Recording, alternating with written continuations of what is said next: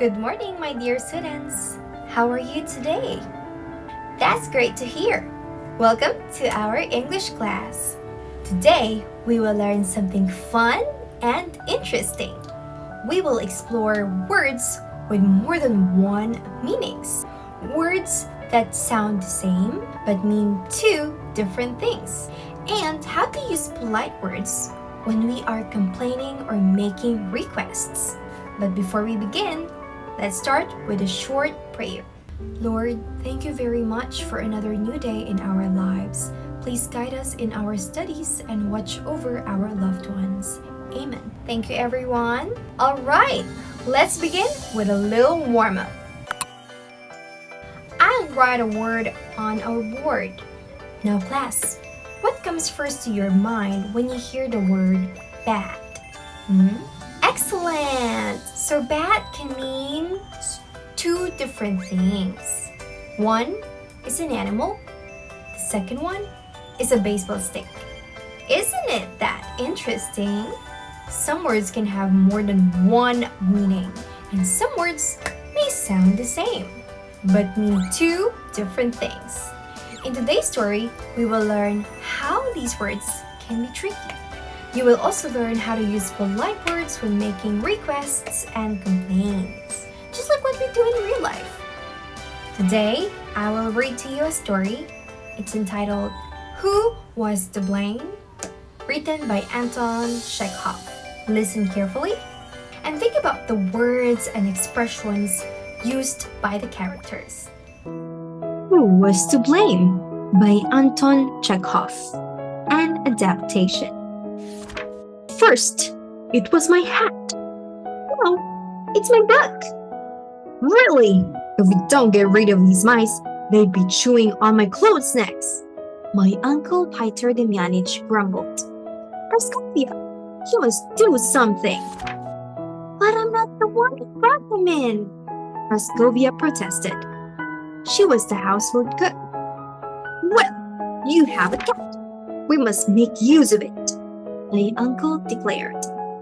But the cat was a thin, weak, lazy thing. Moreover, it was still a kitten. Praskovia tried telling Peter that it was no good for anything, but Peter was rather insistent. We shall train it to catch these pests. I will not allow it to lie idle when it could help us a lot. As he said this, my uncle stumped out of the house. He was on his way to the high school where he worked as a Latin instructor. The kitten, on the other hand, has something else in mind. He was not a very smart animal and spent most of his time daydreaming. In fact, he was good at imagining things. Sometimes he would pretend that he was in a desert fighting enemies. Sometimes his food would turn into another animal that would chase him all around the kitchen. In real life, though, the little cat was a coward. He squeaked a lot and did not know how to do anything but lay asleep and daydream. Now, Peter Demyanich had an idea. Before he went home, he made sure to drop by a general shop to buy some mousetraps. He set these mousetraps under his furniture and waited for something to happen. Finally, at 6 o'clock, while he was checking his students' papers, he heard a loud clop. As he crouched down to have a look, he saw that the scared little mouse was struggling inside a trap. Praskovia, hurry up and bring me that kitten. There's a little mouse here that I want it to meet, he said delightfully. In a minute, Praskovia appeared with the kitten in her arms. Great! Now, Praskov, I want you to place the kitten in front of the trap. Make sure that it's close enough to smell the mouse. That's it. There. But the moment the kitten sniffed the mouse, the kitten squeaked in fright. He then rushed to the door in great speed until my uncle pulled him back. Hold him, Praskovia. put him opposite the trap again. Yes, like that. I will let the mouse out, and soon as I do, let the kitten go at once. Do you understand? My uncle said. Get ready now. Peter raised the door of the trap as Praskovia set the kitten loose. The mouse swiftly skipped toward the sofa, but the kitten, still terrified, hid under the table. What?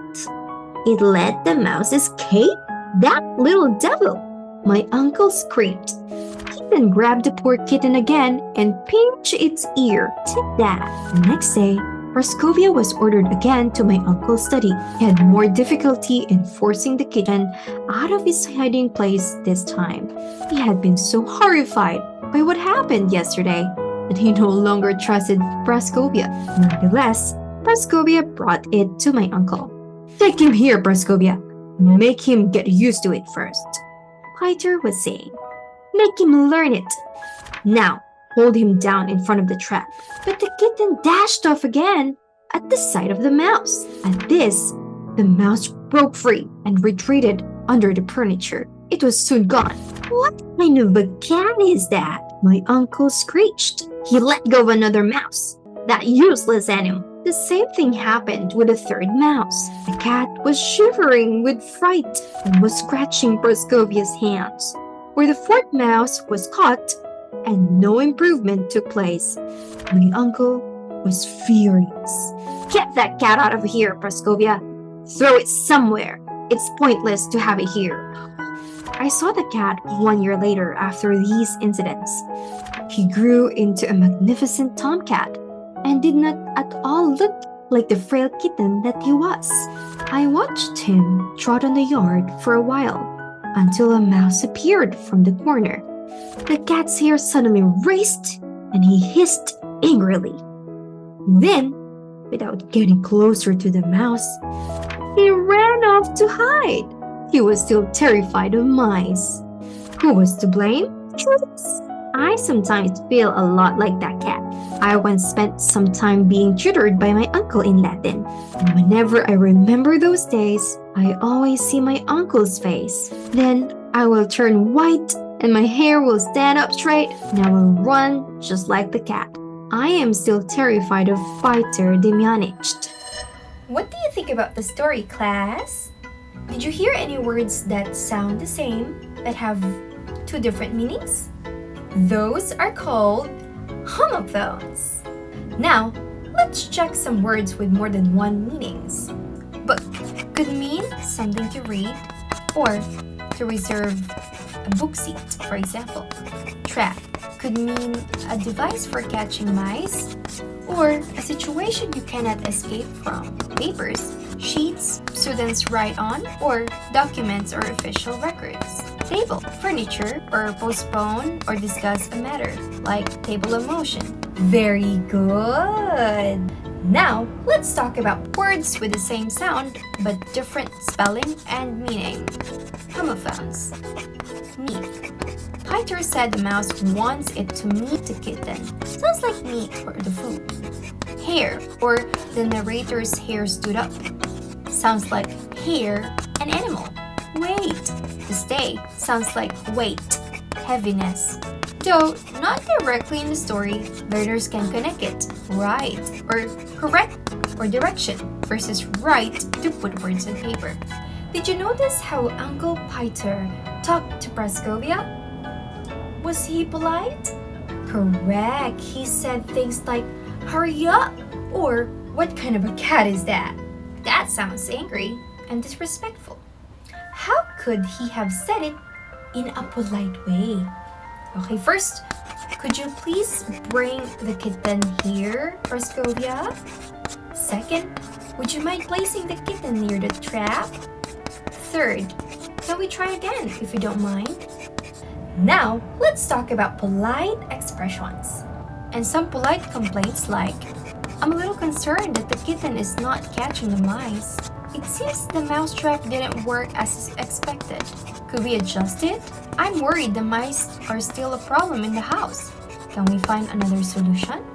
See? Those sound kinder and respectful. When we use polite expressions and words, people would feel more comfortable working with us. Let's reflect a bit, class. How did Uncle Peter's behavior affect Praskovia and the kitten? Right, Praskovia felt pressured and the kitten became afraid. So, what lesson can we learn? When we speak kindly and politely, people listen better and relationships become happier. Words are powerful. It can hurt and it can heal, depending on how we use them. Let's review what we learned today. Some words have more than one meaning. Some words sound the same but have different meanings, and those are called homophones. And most importantly, we should always use polite expressions when making requests or complaints. Great job, everyone! You listened very well today. For your short activity later, I want you to think one example of a polite request you can use at home. Before we end, let's give ourselves a big round of applause. Great job, kids! That's all for our today's English lesson. Thank you for being such active listeners. See you next time. Bye!